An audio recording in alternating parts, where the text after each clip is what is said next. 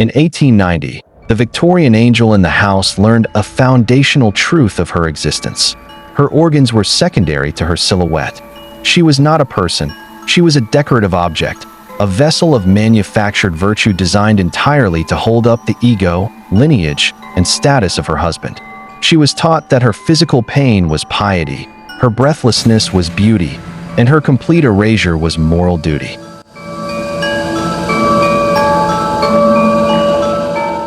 We look back at that history today with a patronizing pity.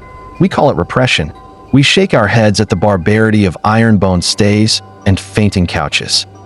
As philosopher Sandra Bartke wrote in Foucault, Femininity, and the Modernization of Patriarchal Power, 1988, a woman checking her makeup, worrying about her hair, monitoring her eating has become, just as surely as the inmate of the panopticon, a self-policing subject. Look closer at the present. Watch what modern women do to their bodies, their minds, and their spirits. Watch the relentless rituals of optimization. Have we truly evolved out of the cage, or have we simply refined it? Have we replaced the physical corset with surgical enhancement, replaced domestic silence with algorithmic performance, and replaced the raw threat of economic poverty with the psychological terror of social abandonment? The underlying mechanism remains identical. Only the marketing has changed. To understand how a cage persists across centuries without a single lock being turned, we must turn to the scholars and psychologists who mapped the machinery of the mind. In sociology and psychoanalysis, this phenomenon is known as internalized misogyny. Internalized misogyny is when a woman absorbs sexist beliefs so deeply that she starts living them out herself, without even realizing it. She doesn't just accept the rules of a male-dominated system. She defends them. Sometimes she becomes harder on other women than any man ever was. Enter the brilliant insights of film theorist Laura Mulvey and her groundbreaking framework of the male gaze. Mulvey taught us that media, art, and society train women to view themselves not as subjects, not as conscious agents with internal desires, chaotic thoughts, and autonomous existence, but purely as objects. Objects to be looked at, objects to be evaluated. When a woman stands before a mirror, she is rarely asking herself, "Do I feel powerful? Do I feel joyful?" Instead, an internalized spectator takes over. She asks, "Will he find me desirable? Will he stay? Will I pass the test?" She views her own body through the imagined eyes of her oppressor. Layered on top of this gaze is what poet and theorist Adrienne Rich termed compulsory heterosexuality. Rich argued that women are not naturally born with a predisposition to prioritize male approval above all other bonds. Rather, they are systematically coerced into it.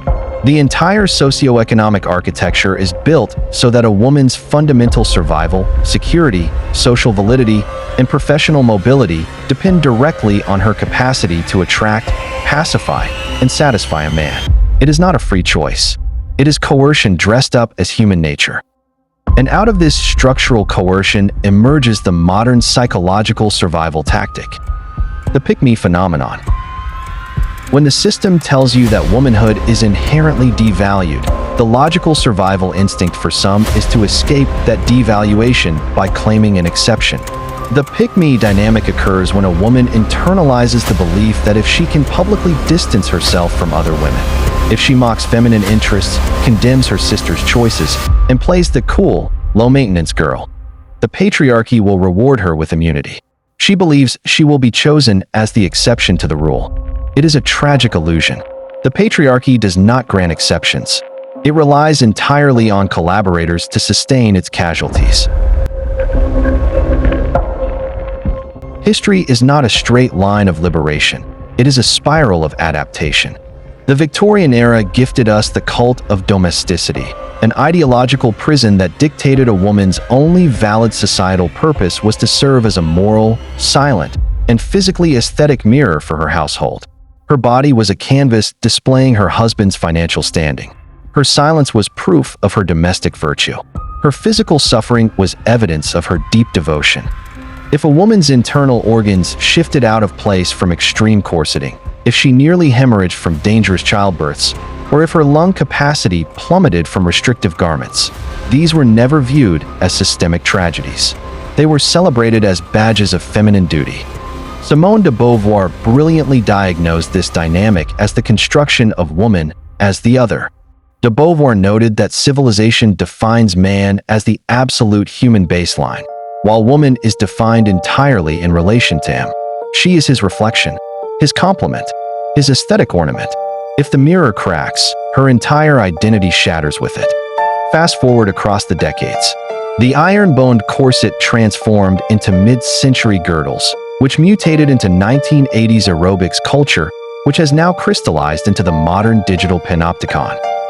The domestic silence enforced by the Victorian parlor has been replaced by the high-stakes performance of the digital age, the carefully curated lifestyle brand that demands obsessive, invisible labor while masquerading as spontaneous authenticity. The old threat of social ruin and spinsterhood has simply been updated into the modern anxieties of algorithmic invisibility, public shaming, and romantic abandonment. The architecture of the mirror was designed to keep women looking outward, seeking permission, chasing shadows, and policing one another for the entertainment of a system that profits from their insecurity. To dismantle this cage, women must stop building it for each other. Women must stop weaponizing beauty, compliance, and perfection against the women standing beside them. When a woman finally turns away from the mirror and looks into her own internal power, the entire structure of control begins to crumble.